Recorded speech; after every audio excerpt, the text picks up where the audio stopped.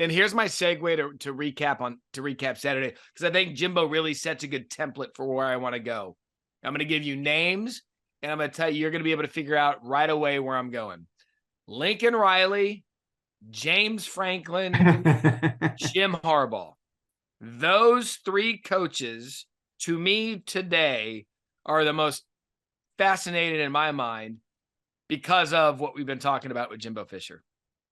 Yeah, I mean, 2 years ago, Lincoln Riley was the talk of the country. He's overrated, Matt. Let's quit sugarcoating it. Let's blame Alex Grinch for what happened last night. He's a great recruiter. He's a great quarterback whisperer, but I've yet to see how you can take Lincoln Riley seriously as a top 5 coach in this country. James Franklin, who parlayed every imaginable job into a nearly $100 million deal, is a good football coach. He'll never be an elite football coach. He'll never be great because he just simply can't handle the moment. And instead of doing what Lane did last night, it's like, screw it, we're going for it on 4th down. I mean, James Franklin, his analytics show always be safe. That way we won't lose by much. That way we'll still finish 10-2, and I'll keep my job. That's it. And I mean, you could look on the Twitter and see what I think about Penn State, because I'm so tired of the Penn State narrative. I'm so tired of Penn State is a top 10 program. James Franklin is 3-17 against the top 10 since showing up in Happy Valley. They don't play anyone. Texas A&M has a 2-game season every single year, and they go 0-2 in their 2-game season every year. Otherwise, they're playing West Virginia, Delaware, Illinois, Iowa, Northwestern, UMass, Indiana, Maryland, Rutgers. That's Penn State's schedule. I'm so tired of hearing about Penn State. But James Franklin is one. Lincoln Riley, if not for a 2-point conversion at Cal, USC would have lost 4 in a row. Yeah. With the defending Heisman Trophy winner, with the team loaded with talent. And I bring up Jim Harbaugh because honestly, I don't know that thing's going to end very gracefully for Jim Harbaugh at Michigan. And here's why I say that. Would you want, is he that wired differently to where he's going to want to go back to college football after all this? Court injunctions, suspensions, maybe not coaching against Ohio. What's his future? Yeah. Matt, I caught some of your commentary last night about what we saw after the game, and I'll let you be the bad guy here. But I think I still believe Harbaugh will find a way out of there. I mean, there's only so much fake outrage you can display. And I think we saw a year's worth of it from his assistant coaches and players yesterday. And I mean, he's a football coach. Yeah, sure, you're going to go to war for him, but the university has a different agenda. And while everybody is we're against the world and mad and turning, trying to canonize Jim Harbaugh, playing the victim card on national television, there's a reason they are in this mess. Let's not forget that. They're not accused. They're not being falsely accused of something. They're being accused of cheating, of trying to gain not just an unfair advantage is rather tame, a ridiculous advantage. And it's just, I just had to laugh. And what I laughed at even more, some of the people in our industry that were reacting in real time. Oh, this is the moment of the year in college football. Matt, the floor is yours before I get in trouble. Which moment? The crying after the game? Well, all of it, but the crying after the game. And the Sharon Moore crying after the game was one of the most ridiculous things I've ever seen. Last time I checked, Jim Harbaugh is still alive. Yeah. He is still with us. And he went back with the team. Right. And Mullen's like, well, the kids, he's crying about the kids. And I looked at coach and I was like, what are they victims of?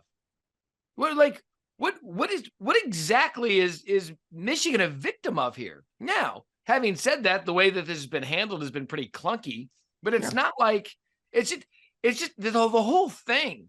No one's a victim of anything here. Michigan just steamrolled Penn State. They're going to win again next week against Maryland, and they're going to have the Ohio State game. This is going to happen regardless. Jim Harbaugh is with the team today. He's going to be with them all week. This society we've gotten into about everyone being a victim over something. Again, they are being accused of cheating. They're not being blamed for something they didn't do. The proof is right there. But the crying last night, we laughed. I mean, I laughed. Call me and said I laughed. That was funeral crying over a win for a coach that oversaw a program that has been cheating. Yeah, and by the way, the coach participated in the preparation. he was with the team until they went to the stadium. It's not like this coach was carried off, was handcuffed and taken to an underground silo somewhere. He's sitting probably in a Four Seasons watching the game and taking notes. Hell, who knows? He could be on earbuds talking to someone on the sidelines. It's just. By the way, do you need a $10 to $12 million a year coach to make those type of offensive plays calls? They didn't throw one pass in the second half. Not one. I mean, look, Sherrone Moore might be a great guy and great job by him, but this. Well, I mean, he just got through beating James Franklin. That's a good moment for him. Yeah, it's more top 5, 10 wins than James Franklin has. The whole thing was just, this whole Michigan thing's been funny. They do this us against everybody t-shirt thing, which is great. But then you do that after the game. Is it you against everybody, or is it I don't know. It's very much something that happens in high school. And they turned it into a movie. Yeah. Whether it's Footloose or Remember the Titans. I mean, it doesn't matter. It was just Bush League the whole way. But then again, that's what we're talking about here with Michigan. I mean, this is the most obnoxious fan base in America. This is a fan base that literally thinks the world revolves around the University of Michigan football program. It has, you can't judge a university by those who tweet about it, but I'm going to. I mean, Michigan has what? Correct me, Matt. Won 1.5 national championships in about 70 years. Yeah. And I mean, Alabama and Georgia won one while we were talking here, and they looked out at everyone. I mean, Michigan's a very fine academic institution. Great, not as good as Harvard, not as good as Yale, not as good as Stanford. I mean, it's just it's a good state school. Big deal. But its football program is really becoming just comical in terms of what it's trying to represent out there. Look, go win. You're dominant. You're undefeated. You've beaten everyone handily that you've played. Go do that. Just go do that. I mean, look, you know what they're not. And here's the difference. And the pearl clutchers at Michigan aren't going to like this. If you're going to be renegades, then act the part. If you're going to be the if you guys are going to be renegade, then act the part.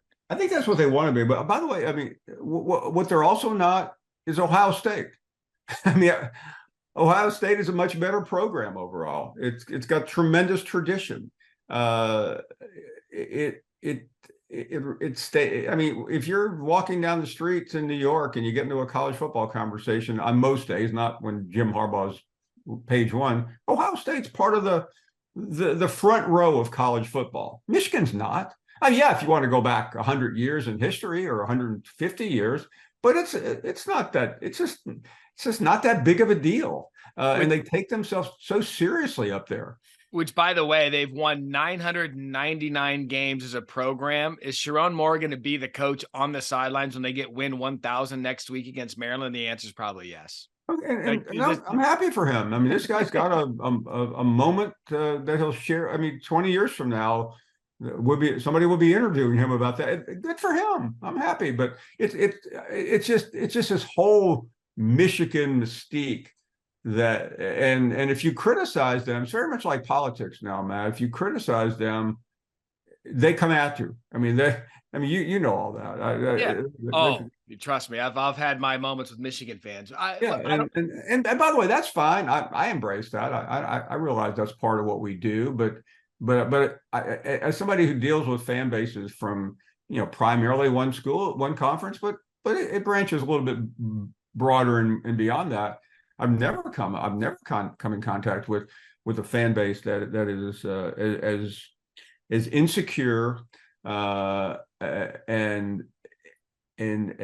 just consumed with their own self-worth in a false way, and really, I mean, there's no more sniveling fan base in America than Michigan either.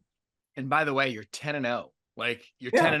Have fun. Loaded. Your team's loaded. Enjoy this, and just stop. Go win games. It'll take care of itself. And at the end of the day, if you do make it to the college football playoff for a third consecutive year, and you make it to the national championship, good for you. Can't wait for it. But the crying and the and by the way, we won't get into this, but I at some point there will be a determination by many people whether Tony Petitti made the right decision on Friday.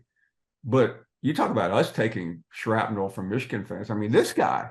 I mean, I've never seen anything like it. Give me something I can feel. Light a cigarette.